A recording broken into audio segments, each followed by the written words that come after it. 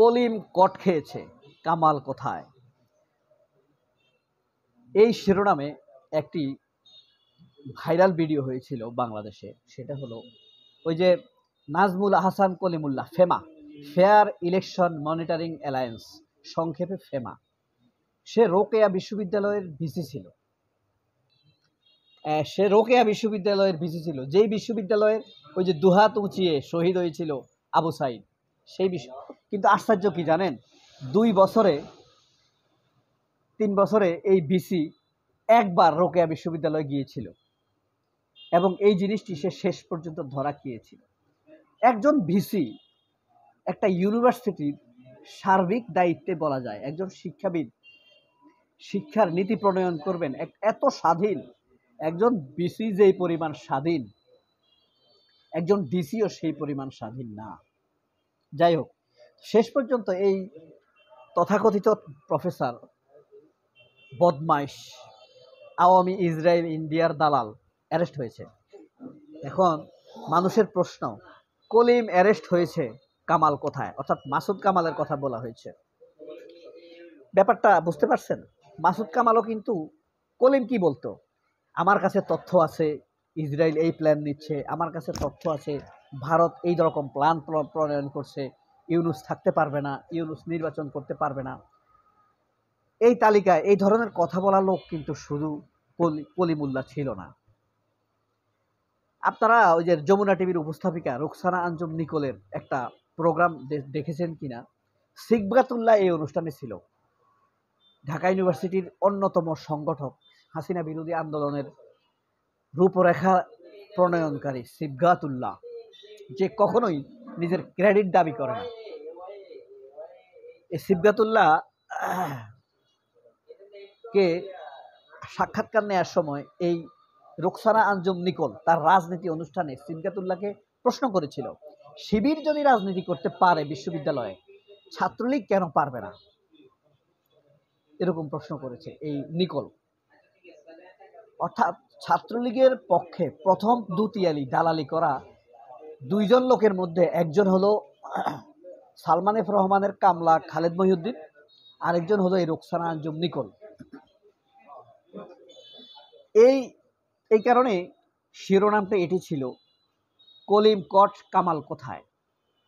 আর আমি বলি, শুধু কামাল না, দেখেন আব্দুল নূর তুষার, আবু আলম শহীদ খান, সাবেক শহীদ, এই স্বরাষ্ট্র সচিব, তারপরে পুরো আওয়ামী লীগ, কিন্তু আওয়ামী লীগের ক্লোন। এরপরে আব্দুল নূর তুষার, আনিস আলমগীর, হ্যাঁ, তারপরে আছে আপনার অযৌক্তিক আনিস আলমগীর ডক্টর ইউনূসের বাড়িতে হামলা করার আপনার স্পষ্ট রূপরেখা দিয়েছে, উস্কানি দিয়েছে। হ্যাঁ, তারপরে আপনার মিনাকান্তি, আপনার চ্যানেল আইয়ের, সোমা চৌধুরী চ্যানেল আইয়ের, জিল্লুর রহমান। এ কারণে আমি বলি যে কলিম কট কামাল কোথায়, নিকোল কোথায়? তো এটা নিয়ে আমাদের পরিচিত একজন ইউটিউবার বা সিনিয়র সাংবাদিক, যদিও এখন সে উল্টাপাল্টা বয়ান করে, এনসিপি নেতাদের কক্সবাজার নিয়ে সে মিথ্যা সংবাদ রটিয়েছে। হ্যাঁ, এই লোক আপনার মাসুদ কামাল, সরি, তার নাম হলো মোস্তফা ফিরোজ। এটা নিয়ে ভিডিও করেছে। যখন এই শিরোনাম এসেছে, ফেসবুকে স্ট্যাটাস পড়েছে যে কলিম কট কামাল কোথায়, তখন একজন স্ট্যাটাস দিয়েছে, শুধু কামাল নয়, আব্দুল নূর তুষার আছে, রুকসানা আঞ্জুম নিকোল আছে, সোমা চৌধুরী আছে চ্যানেল আইয়ের, হাসিনা চাটা। মাসুদ কামাল তো হাসিনা চেটে খায়, হাসিনা এক টুকরা, হাসিনার টুকরা চেটে খায়, গোপন টুকরা। এরপরে আপনার আনিস আলমগীর, আব্দুল নূর তুষার, এরা কোথায়? তখন মাসুদ কামাল উত্তর দিয়েছে, আমি কেন রে ভাই, আমি কি করলাম? তখন আমি সেটা নিয়ে বলেছি কলিম যা করেছে তুমি তার সাথে ভয়াবহ বিষয় করছো। কলিম তো অর্থনৈতিক দুর্নীতি করেছে। কলিমুল্লাহকে কিন্তু কথা বলার জন্য অ্যারেস্ট করা হয়নি। 200 কোটি টাকার অর্থনৈতিক দুর্নীতি করেছে, আর্থিক দুর্নীতি করেছে। তার বিরুদ্ধে দুদকের অভিযোগ আছে। এখন মাসুদ কামাল বলছে আমি কি করেছি। মাসুদ কামাল যা করেছে সম্পূর্ণ উস্কানিমূলক। এই যে জামায়াত ইসলামের নেতাদের ছবি দেওয়া হয়েছে 36 জুলাই উপলক্ষে ঢাকা ইউনিভার্সিটিতে যে মেমোরেবলস জুলাই পালন করা হচ্ছে, খুব সাড়া জাগানো প্রোগ্রাম। এখানে কি জামায়াতের নেতাদেরকে আসলে টাঙানো হয়নি। তুমি জামায়াতের ছবি দেখেছো, সেটা জামায়াতের নেতা না, তারা মুজলুম, তারা বিচারিক হত্যাকাণ্ডের শিকার। সেখানে সালাউদ্দিন কাদের চৌধুরীর ছবি ছিল না, আব্দুল আলিমের ছবি ছিল না।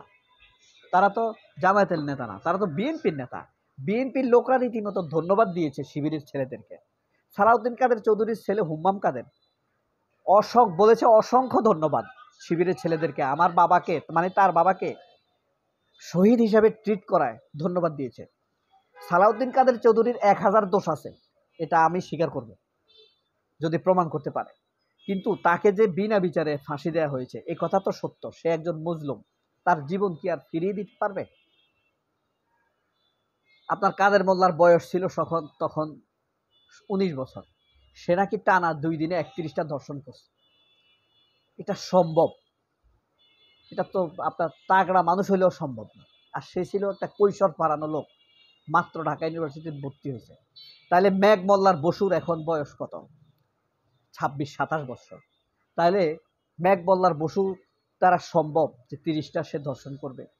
এটা তো সম্ভবই না। তাছাড়া কাদের মোল্লার পক্ষে 2 জন সচিব তার তার ছাত্রী ছিল, তারা সাক্ষী দিতে চেয়েছিল যে কাদের মোল্লা ঢাকায় ছিল না। তাছাড়া তৎকালীন সময়ে কাদের মোল্লা ছাত্র ইউনিয়নের একজন কর্মী ছিল, নেতা ছিল। তাহলে বুঝেন এরা কি এই ছবিগুলো কোনো জামায়াত নেতার না। কাদের মোল্লা এখন জামায়াত নেতা না, শহীদ নিজামী এখন জামায়াতের নেতা না। তারা একজন মজলুম, বিচারিক হত্যাকাণ্ডের শিকার। সেই জিনিসটি এখানে তুলে ধরা হয়েছে। আর ছাত্র ইউনিয়ন সেখানে মব করছে। এই জিনিসগুলো নিয়ে মাসুদ কামাল নীতিহীনভাবে কথা বলেছে। ভাই, শুধু অর্থনৈতিক চুরি করলেই যে দুর্নীতি তা কিন্তু না।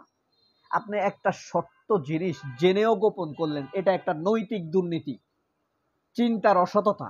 মাসুদ কামাল এই চিন্তার অসততা করেছে, খালেদ মহিউদ্দিন এই চিন্তার অসততা করছে। সেই স্বাধীন দেশে মানিক 100 ধর্ষণের সেঞ্চুরি করেছে, স্বাধীন দেশে, এবং প্রত্যেকটা ধর্ষণের পর মিষ্টি খেয়েছে। 100 ধর্ষণ করার পরে সে হলের সবাইকে মিষ্টি খাওয়াইছে। এটা তো তোমাদের স্বাধীন দেশে হয়েছে। তোমাদের স্বাধীনতা আমাদের জীবনে, আমার ব্যক্তিগতভাবে আমার জীবনে কোনো প্রভাব নেই, আমার কোনো উপকার হয়নি। আমি এটা ওপেন ভাবে বললাম।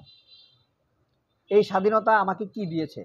চাকরি দিয়েছে, আমাকে বিপদে আর্থিক সাহায্য করেছে। আমি কি সুবিচার পেয়েছি? এই দেশে সুবিচার আছে? এদেশে ধর্ষণ হচ্ছে স্বাধীনতার পর থেকে এই পর্যন্ত। শুধু মামলা, ধর্ষণের মামলা হয়েছে 43,000। আর যারা লজ্জায় পারিবারিক কারণে মামলা করেনি তারা কত হবে?